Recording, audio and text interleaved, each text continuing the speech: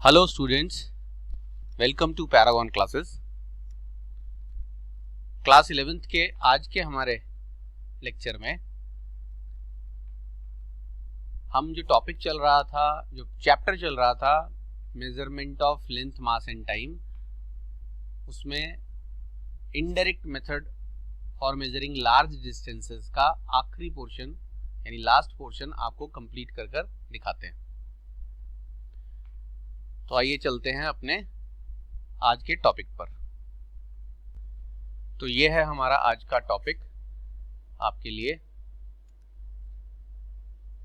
Indirect method for large distances. तो ये हमारा मेन टॉपिक चल ही रहा था, जिसमें आपने बहुत सारे मेथड सीखे। आज का जो हमारा फाइनल मेथड है वो है to measure distance of a planet from sun using Kepler's third law of planetary motion. तो अब इसके दो पार्ट्स हैं इस मेथड के। पहले हाफ पार्ट को आपको एक्सप्लेन करते हैं कि इसमें कहा गया है to measure distance of a planet from sun, यानी आप किसी भी प्लैनेट का डिस्टेंस सन से मेजर करोगे इस एप्लीकेशन में या इस मेथड में। आप सन से किसी भी प्लैनेट का डिस्टेंस मेजर कर सकते हो, और ऐसा करने के लिए आपको Kepler's third law of planetary motion की हेल्प लेनी पड़ेगी। अब क्या है ये केपलर्स थर्ड लॉ, उसके बारे में थोड़ा सा इंट्रोडक्शन में बता दूं। केपलर नाम के साइंटिस्ट ने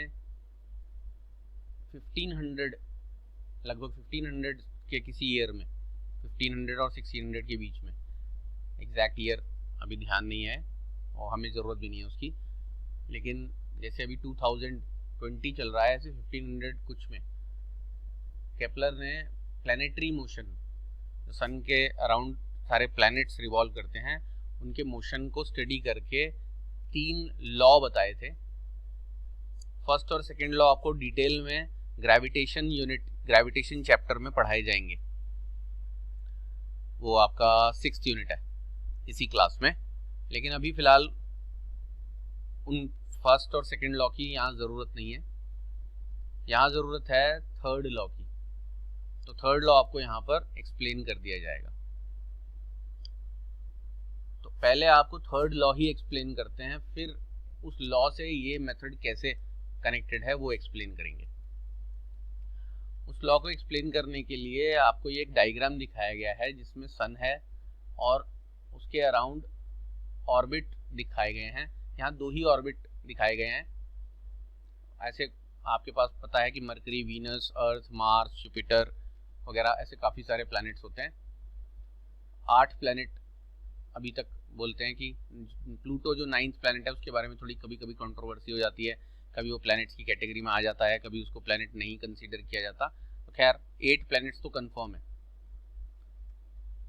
प्लैनेट्स के बारे में ये बात पहली है कि सारे प्लैनेट जो हैं वो ऑर्बिट जो है उनका, जिसमें वो रिवॉल्व करते हैं, जो उसका ये पूरा ये पाथ होता है, ये इलिप्टिकल पाथ होता है। अब ये इलिप्टिकल पाथ का मतलब ये कुछ ऐसा पाथ होता है, ओवल शेप का जिसे कह सकते हैं, सर्कुलर नहीं होता। और इलिप्स में इस चीज को,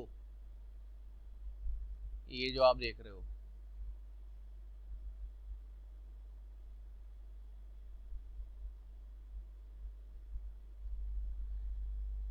इस चीज को, इस लाइन को मेजर एक्सिस कहा जाता है।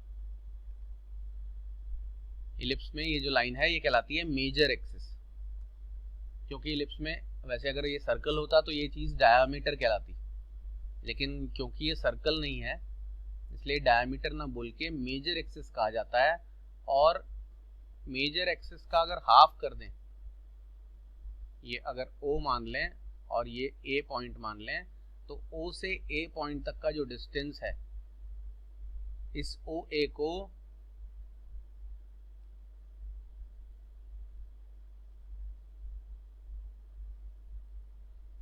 कहा जाता है क्या? Semi major axis, major axis का हाफ।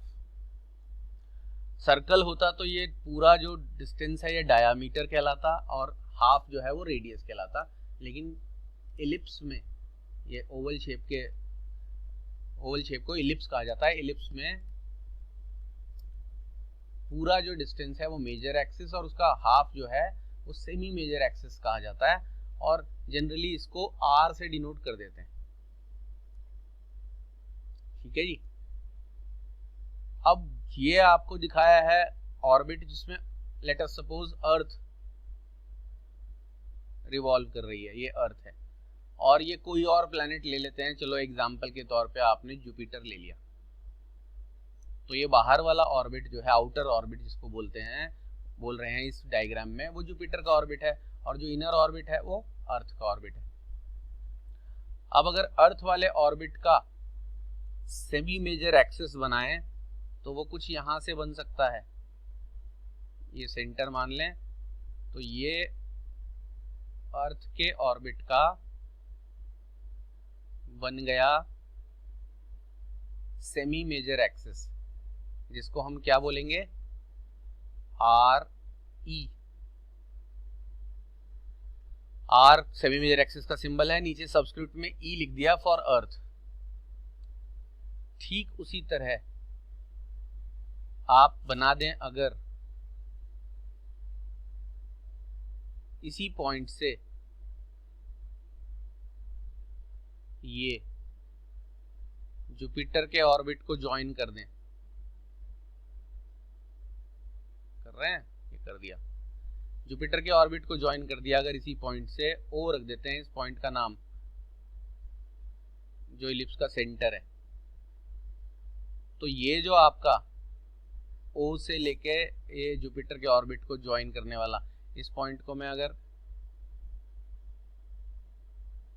ई बोल दूं या ए बोल देता हूं, चलो, और इस पॉइंट को अगर बी बोल देता हूं, तो ओ से बी तक के डिस्टेंस को मैं बोल सकता हूं आर जे।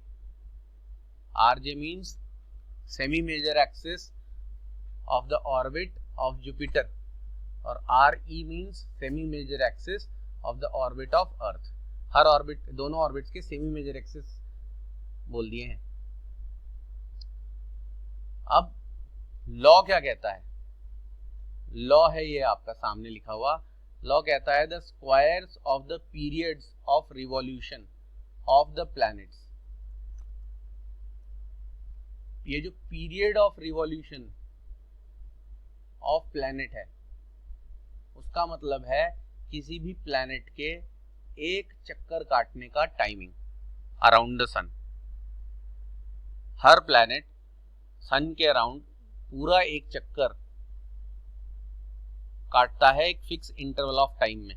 जैसे हमारी जो अर्थ है वो पूरा एक ऑर्बिट का पूरा एक चक्कर 365 डेज और 6 आवर्स में कंप्लीट करती है।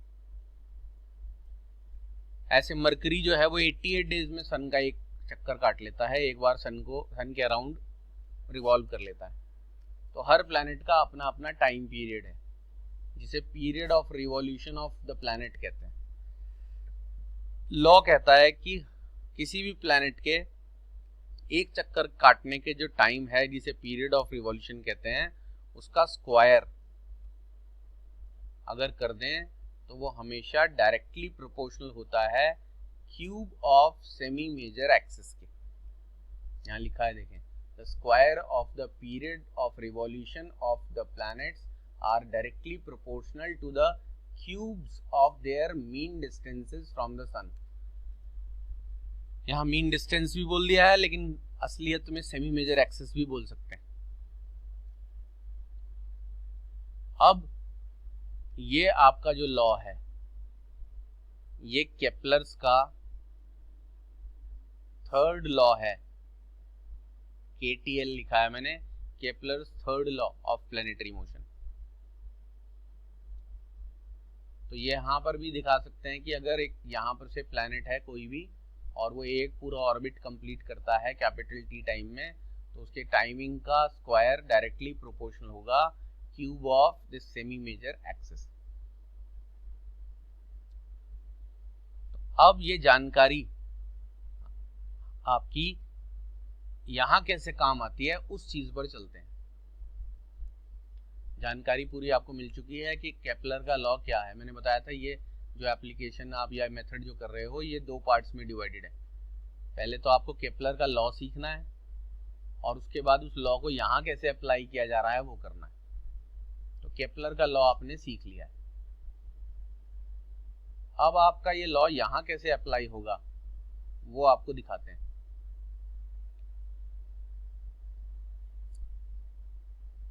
लेट अस सपोज ये लॉ हम अप्लाई करते हैं अर्थ के लिए, तो हम लिखेंगे TE। TE means time taken by earth to go once round the sun, और उसका स्क्वायर डायरेक्टली प्रोपोर्शनल हो गया RE के क्यूब के। RE क्या है, ऐसा भी कह सकते हैं ये अर्थ और सन के बीच का मीन डिस्टेंस है, या फिर semi major axis of the orbit of earth, और जिस ऑर्बिट में रिवॉल्व करती है उसका। और नेक्स्ट लाइन में और करके ऐसा लिख सकते हैं TE square is equal to KRE cube.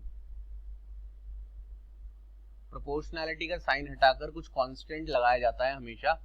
यहाँ कांस्टेंट क्या है वैल्यू उसकी अभी टेंशन लेने की जरूरत नहीं है, बस कांस्टेंट लगाना है, इसलिए K लिख दिया। अब जो हमारा दूसरा प्लैनेट है वो अर्थ के अलावा कोई और प्लैनेट हो सकता है, जुपिटर हो सकता है, सैटर्न हो सकता है, मार्स हो सकता है। वो आपको खुद ही कंसीडर करना है कि हम किस प्लैनेट के बारे में ये जानकारी फाइंड आउट कर रहे हैं। तो लेट अस सपोज जैसे इस एग्जांपल में जुपिटर लिया गया है, तो वही यही लॉ अगर जुपिटर के लिए अप्लाई किया जाए तो TJ, J फॉर जुपिटर, उसका स्क्वायर करेंगे, डायरेक्टली प्रोपोर्शनल होगा RJ और उसके क्यूब के। TJ means time taken by Jupiter to go once round the sun, and RJ means semi major axis या mean distance of Jupiter from the sun. और इसको भी हम प्रोपोर्शनैलिटी का साइन हटाकर कांस्टेंट लगाकर कर लेते हैं।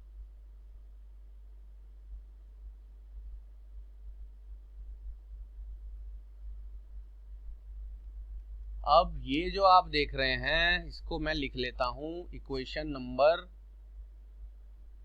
1, और इसको कर देता हूं इक्वेशन नंबर 2, और मैं यहां डिवाइड कर देता हूं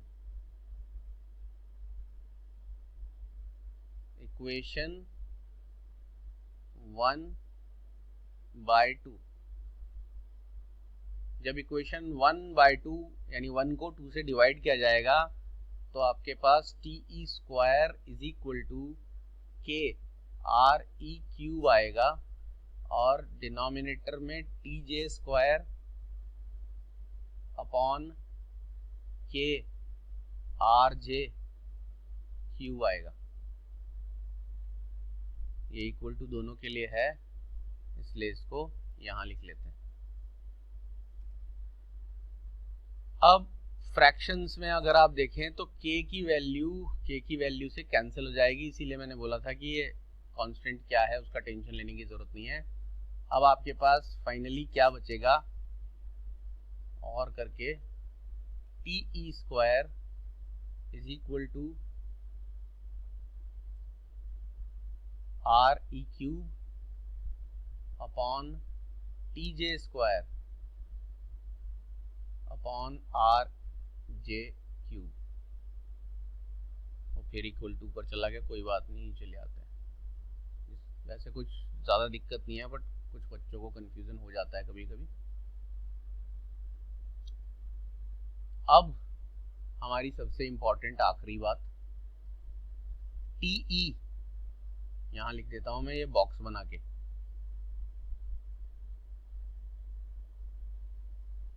इस बॉक्स के अंदर लिख रहा हूं मैं सारी चीजें, ठीक है। ये लो जी, यहां लिख रहा हूं TE जो है वो आपको क्वेश्चन में गिवन होगा, नहीं तो आपको पता भी होना चाहिए 365 डेज, या इसे 1 ईयर भी लिया जा सकता है। तो 1 ईयर अगर आपने लेना है तो ईयर्स में आपकी टाइम की यूनिट आ जाएगी, और डेज में लेना है तो डेज में। और टीजे मीन्स जुपिटर का एक कंप्लीट चक्कर काटने का जो टाइमिंग है वो भी आपको गिवन होगा क्वेश्चन में। बस इतना याद रखना है कि अगर अर्थ का टाइमिंग आपने डेज में लिया है तो जुपिटर का भी डेज में ही लेना है, अगर अर्थ का टाइमिंग ईयर्स में लिया है तो जुपिटर का भी ईयर्स में लिया है, ये भी गिवन होगा। वैसे इसका न्यूमेरिकल आएगा नहीं, क्योंकि यहाँ क्यूब रूट और वो सब चीज़ें जो निकालेंगे वो कैलकुलेशन करके निकालना, मतलब मैनुअल कैलकुलेशन से निकालना पॉसिबल नहीं है, कैलकुलेटर से ही हो सकता है। इसमें क्यूब रूट इतनी फ्रैक्शन वाली और डेसिमल वाली क्वांटिटी का आएगा जो मैथ्स में आपको किसी भी क्लास में अब तक नहीं सिखाया गया, ना सिखाया जाएगा, क्योंकि क्यूब रूट निकालने का कोई लॉन्ग डिवीजन मेथड नहीं होता। आप सिर्फ क्यूब रूट्स उन्हीं नंबर का निकाल सकते हो जो परफेक्ट क्यूब है। स्क्वायर रूट का फिर भी लॉन्ग डिवीजन मेथड होता है, बच्चे जानते होंगे। खैर, फॉर्मूला कैसे यूज करते हैं जो लोग करेंगे इसको कैलकुलेटर वगैरह से कैसे, तो टीई गिवन होगा, टीजे भी गिवन होगा, दोनों डेज में लेने हैं या दोनों ईयर्स में लेने हैं वो आपको देखना है। उसके अलावा जो चीज गिवन होगी वो गिवन होगी आर ई, और ये आपको पता भी होना चाहिए। आर ई होता है 1 एस्ट्रोनॉमिकल यूनिट। 1 एस्ट्रोनॉमिकल यूनिट यानी 1 एस्ट्रोनॉमिकल यूनिट का मतलब 1.496 इंटू 10⁻11 मीटर। ये आपकी वैल्यू वैसे जनरली बच्चों को याद भी होनी चाहिए कि अर्थ और सन के बीच का जो डिस्टेंस है, the mean distance between earth and sun is 1 astronomical unit, और 1 एस्ट्रोनॉमिकल यूनिट को मीटर्स में इतना लिखते हैं। अब आपके पास टी ई गिवन है, आर ई गिवन है, टी जे भी गिवन है, देख रहे हैं। ये एक जो आप फ्रैक्शन वाली इक्वेशन देख रहे हो जिसमें 4 क्वांटिटीज हैं, 4 में से 3 क्वांटिटी आपको गिवन है। बस आपको करना क्या है, आपको क्रॉस मल्टीप्लाई करके आर जे की वैल्यू फाइंड आउट करनी है, और आर जे होगा जुपिटर का distance from the sun. Cross multiply कैसे करते हैं वो सब बच्चों को पता ही है। क्या होगा इसका फाइनली आंसर मैं यहाँ लिख रहा हूँ, तो फाइनल आंसर के लिए फिर से एक बॉक्स बना लेता हूँ मैं। अब की बार रेड कलर का बॉक्स दिखाते हैं जिसमें फाइनल आंसर लिखा जाएगा आपका।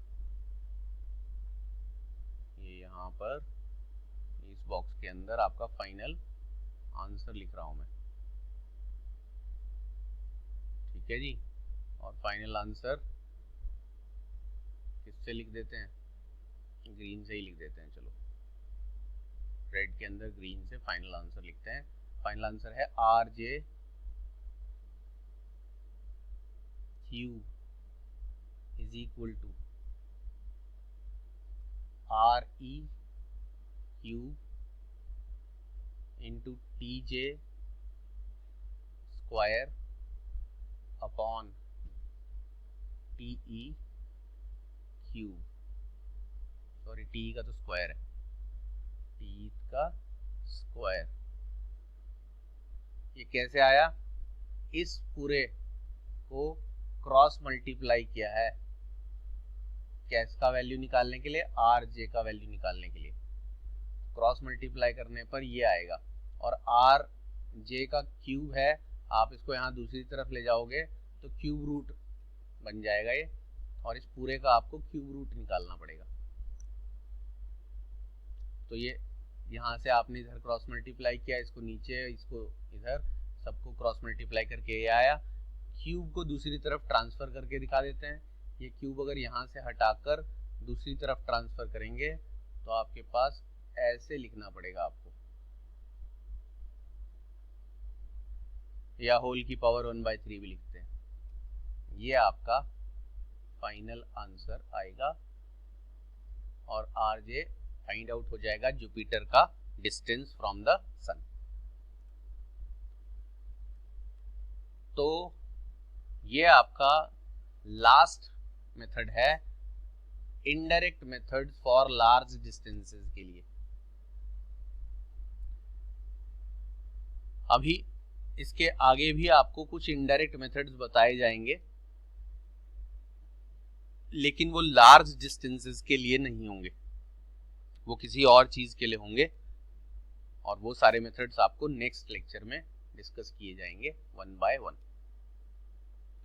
तो आज का आपका काम यहीं खत्म होता है, मतलब एक पूरा बड़ा टॉपिक जिसमें आपने 7-8 मेथड सीखे, इनडायरेक्ट मेथड सीखे लॉन्ग डिस्टेंसेस को मेजर करने के, लार्ज डिस्टेंस को मेजर करने के, जो आप डायरेक्ट मेथड से नहीं कर सकते किसी मीटर रॉड, किसी इंच टेप या किसी स्केल से। ठीक है जी, तो अब आज की क्लास यहीं पर ख़त्म करते हैं।